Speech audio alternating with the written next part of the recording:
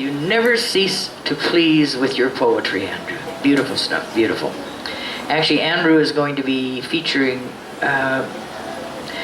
April the 28th, I believe, is the date we have at New Westminster Public Library for the National Poetry Month put on by the League of Canadian Poets and Canada Council. So it will be a very, very, very nice show sponsored by the League and Canada Council.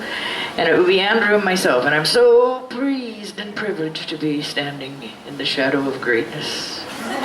He is the wind beneath my wings.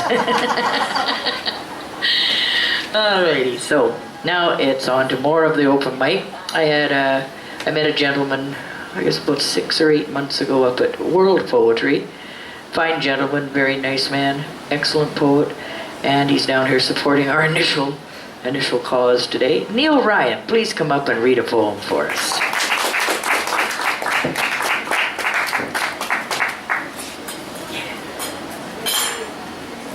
You're pretty tall, aren't you, Neall?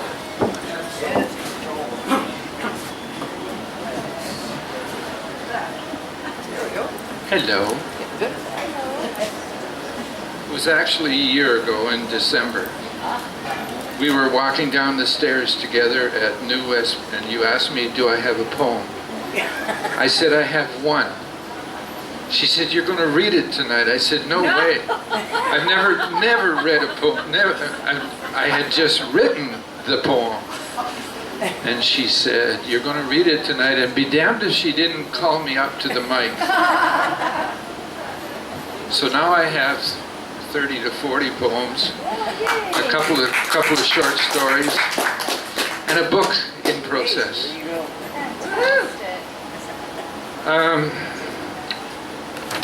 Today, good catch, right? Yeah. Today, hello, we'll try this again. Today is Chinese New Year's Eve. San Ning Kuai Lo. Or in Cantonese, Gong Hei Fa Choi. The second line of that Gong Hei Fa Choi is that you're supposed to say Lai Tsi Tao Loi, which is give me some money.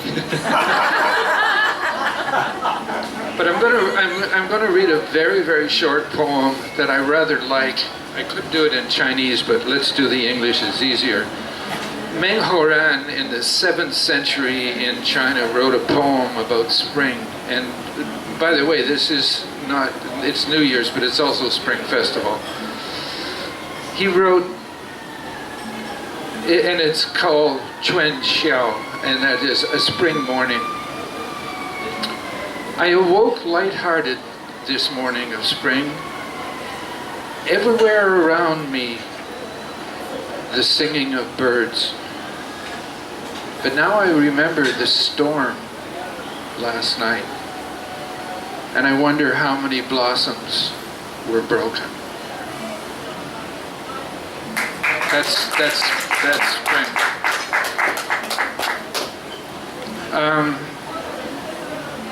I'm going to do my recipe for an unexplainable murder. I was listening to the CBC about the murders that went on in Leloche, Saskatchewan,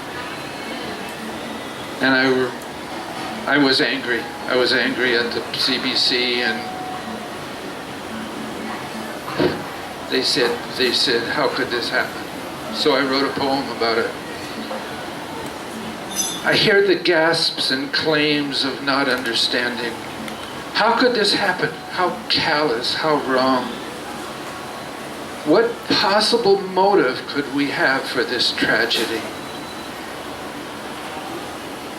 While media pretend to care as they eagerly share the news of the gore, like hyenas licking every last bit of blood from the bones of the fallen. A tragedy we couldn't prevent, but also caused. You see, the recipe for an unexplainable murder is quite simple. You take one large group of proud and happy people. This especially works well with small indigenous groups.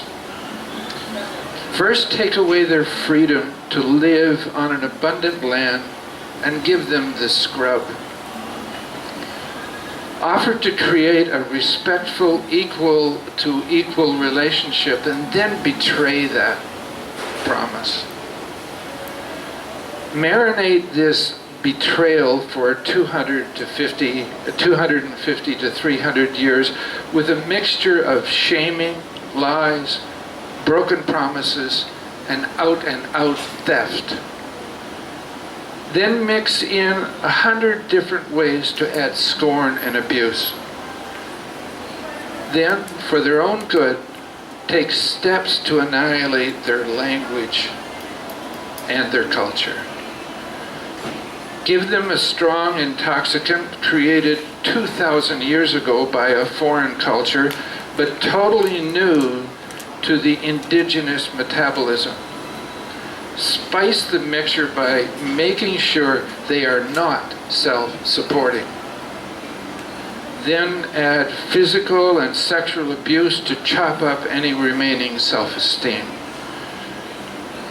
Let the children be raised by deeply wounded parents. Stir in the anger of powerlessness with videos and acts of violence elsewhere.